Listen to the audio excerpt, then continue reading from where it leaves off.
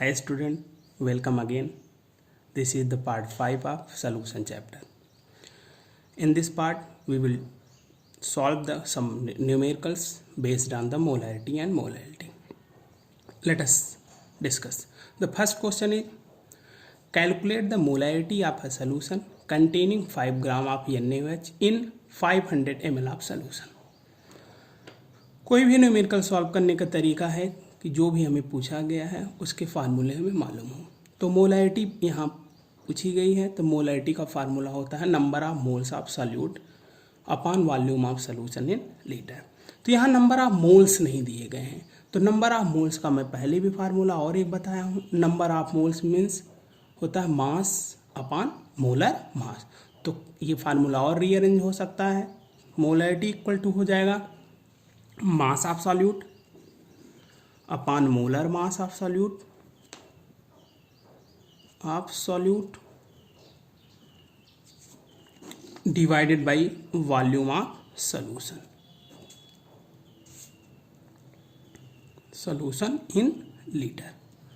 तो ध्यान रहे स्टूडेंट, ये तो बेसिक्स हुए किसी भी क्वेश्चंस को सॉल्व करने के। अब हमारे पास फार्मूला है। अब हम सबसे पहला काम क्या है, जो जो गिवन होता है वो हम नोट कर लेते हैं, और जो जो फाइंड आउट करना होता है वो भी हम नोट कर लेते हैं। यहाँ हमें मोलैरिटी फाइंड आउट करना है। मोलैरिटी मीन्स कैपिटल एम हमें फाइंड आउट करना है। दिया क्या है, given that 5 gram of NaOH means mass of solute यहाँ क्या है NaOH। इसका मास दिया गया है 5 ग्राम और हमें मास मिल गया। मोलैरिटी निकालनी है तो मोलर मास हमें कैलकुलेट करना होगा। तो मोलर मास कैलकुलेट करने का हमने आपको बताया है तरीका। जितने भी एटम्स होते हैं उनके एटॉमिक मास को हम किसी भी मॉलिक्यूल के ऐड कर देते हैं। तो molar mass of NaOH will be equal to sodium का एटॉमिक मास 23, ऑक्सीजन का 16, हाइड्रोजन का 1, ऐड करने के बाद 40 आएगा। तो मोलर मास हमें मिल गया। वॉल्यूम दिया गया है, वॉल्यूम ऑफ सॉल्यूशन दिया गया 500 ml दिया गया। अब फार्मूले में हम रख देते हैं। तो molarity equal to mass of solute mass 5 gram upon molar mass 40, volume 500। ध्यान रहे ये ml में दिया गया है, और ml में जब दिया रहता है तो उसे हमें लीटर में चेंज करना, क्योंकि फार्मूला है volume of solution in litre. तो 1000 का हम मल्टीप्लाई कर देते हैं। तो सॉल्व करते हैं। 20 मीन्स 1/4, इट विल बी 0.25। तो मोलैरिटी आ गई 0.25। This is the answer of this question. तो मोलैरिटी निकालने की सिंपल सा तरीका देखिए, ध्यान दें, फिर से मैं आपको याद दिला दूं। जितने टर्म होते हैं उसमें से सभी टर्म दिए रहते हैं, एक नहीं दिया रहता। देखिए यहाँ कितने टर्म थे, मोलैरिटी एक हो गया, एक मास हो गया, दूसरा मोलर मास, तीसरा आपका वॉल्यूम। मतलब 1 2 3 4 टर्म से हमारे पास 3 टर्म मालूम थे, एक टर्म हमें निकालना था। मालूम थे मतलब मास सॉल्यूट का दिया था। जब कोई फार्मूला दिया रहता तो उससे आसानी से मोलर मास निकाल लेते हैं। ये मोलैरिटी हो गई, पहला क्वेश्चन था आपका।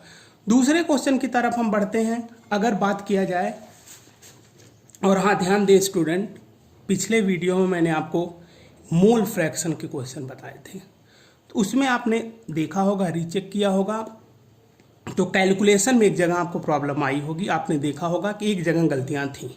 मैं उस क्वेश्चन की तरफ पहले चलूं, फिर अगला क्वेश्चन चलते हैं। ध्यान दें, कल मोल फ्रैक्शन जब मैं सॉल्व करा रहा था, 0.322 डिवाइडेड बाई 4.762 मैंने लिख दिया था इट विल बी 0.932। लेकिन ध्यान दें स्टूडेंट, आपने रीचेक किया होगा, यह जब डिवाइड करेंगे तो हम गलती से लिख दिए थे, यह होगा 0.068 डिवाइड करने पर। ध्यान दें, तो कल जो क्वेश्चन सॉल्व किया था mole fraction of ethylene glycol कितना आएगा 0.068।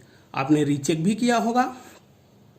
उसके बाद जब हम मोल फ्रैक्शन ऑफ वाटर निकालेंगे तो ये 0.068 सब्ट्रैक्ट करेंगे तब जाके वो आएगा 0.932। ये थोड़ा फिर से आप देख लीजिएगा, ये गलतियाँ कल हुई थी। तो ध्यान रहे कैलकुलेशन में आप मल्टीप्लाई डिवाइड रीचेक जरूर कर लिया करिए, ठीक। दूसरे क्वेश्चन की तरफ हम बढ़ते हैं। Calculate molality of 2.5 gram of ethanoic acid means acetic acid, formula CH3COOH in 75 gram of benzene. Solve करते हैं स्टूडेंट। फिर वही बात कि हमें फार्मूला मालूम होना चाहिए। तो मोलैलिटी का फार्मूला हम लिख देते हैं। Molality will be equal to number of moles of solute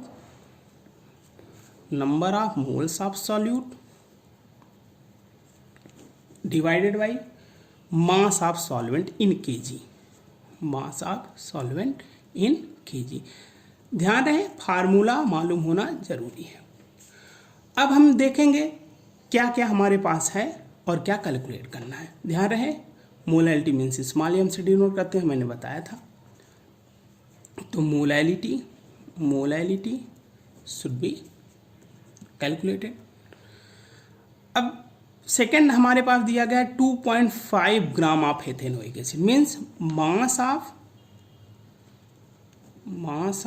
solute क्या है एथेनोइक एसिड, इसका मास दिया गया है 2.5 ग्राम।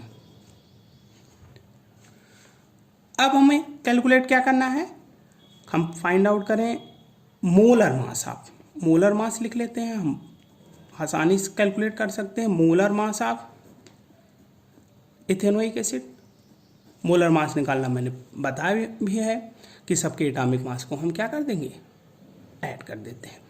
यहाँ कितने कार्बन है 2 और एक कार्बन का होता है 12, 12 2 जा 24 प्लस कितने हाइड्रोजन है 4, तो 4 1 जा 4 प्लस क्योंकि हाइड्रोजन का 1 होता है तो 4 है तो 4 1 जा 4।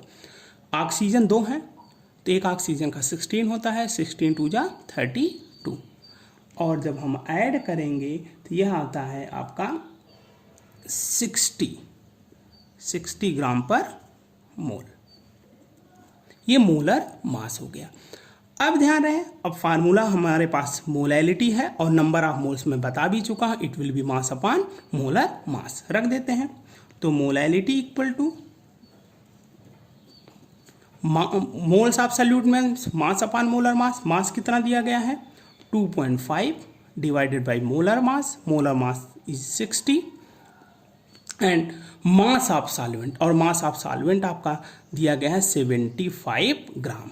तो 75 ग्राम, ध्यान रहे यह ग्राम में है और जब ग्राम में है तो इसे किलोग्राम में चेंज करना होता है। It will be multiplied by 1000 का मल्टीप्लाई करेंगे। तो हम सॉल्व करते हैं और जब हम सॉल्व करेंगे आप सॉल्व करके चेक कर लीजिएगा, इट विल बी 0.556 ये आएगा इन मोल पर केजी। स्टूडेंट ध्यान है क्वेश्चंस इसी तरह से सॉल्व किए जाते हैं। हम फार्मूला लिख लें, जो जो दिया गया वो लिख लें, फिर फार्मूले में हम रख देते हैं। This is all about today discussion. कल हम दूसरी टॉपिक आपको बताएंगे। Thank you.